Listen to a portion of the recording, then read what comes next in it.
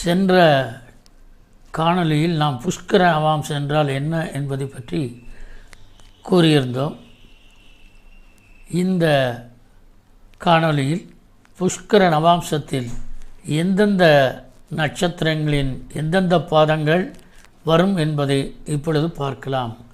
ராசிக்கட்டத்தில் உள்ள கீழ்க்கண்ட நட்சத்திரத்தின் பாதங்களில் ராகு கேதுக்களை தவிர மற்ற கிரகங்கள் அமரும்போது நவாம்சத்தில் அவை புஷ்கர நவாம்ச கிரகங்களாக மாறும்.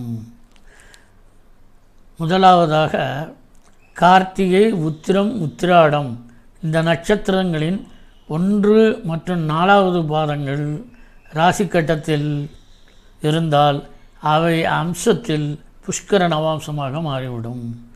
ரோகிணி, அஸ்தம், திருவோணம் மற்றும் பூசம், அனுஷம், உத்திரட்டாதி நட்சத்திரங்களின் 2ஆம் பாதம் மற்றும் ராசி கட்டத்தில் இருந்தால் அவை புஷ்கர நவாம்சமாக மாறிவிடும். பரணி, பூரம், பூராடம் இந்த 3 நட்சத்திரங்களின் 3ஆம் பாதம் மட்டும் அதில் இருக்கும் கிரகங்கள் நின்றால், இந்த நட்சத்திரங்களில் ராசி கட்டத்தில் கிரகங்கள் நின்றால் அவை புஷ்கர நவாம்சமாக மாறிவிடும். திருவாதுரை, சுவாதி, சதயம் ஆகிய நட்சத்திரங்களின் 4ஆம் பாதம் மட்டிலும் நிற்கும் கிரகங்கள் நவாம்சத்திற்கு வரும்போது அவை புஷ்கர நவாம்சமாக மாறிவிடும்.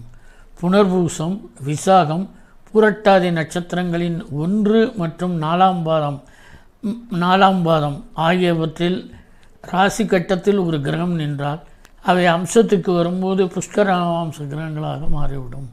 புஷ்கரத்தில் நிற்கும் கிரகங்கள் ஆட்சி பெற்ற கிரக வலுவை பெறுகின்றன. சப்போஸ் ராசி கட்டத்தில் உள்ள ஒரு கிரகம் கொஞ்சம் வலுவிழந்து அதே கிரகம் புஷ்கர அம்சத்தில் இருந்தால் அந்த கிரகம் பலம் பெற்ற கிரகமாக கருதப்படும். இது முக்கியமாக ஒருவர் என்னென்ன படிக்கலாம் என்று நாம் சட்பலத்தை வைத்து பார்க்கும் பொழுது இந்த புஷ்கர நவாம்சத்தில் இருக்கும் கிரகங்கள் நமக்கு மிகவும் உதவியாக இருக்கின்றன. நன்றி, வணக்கம்.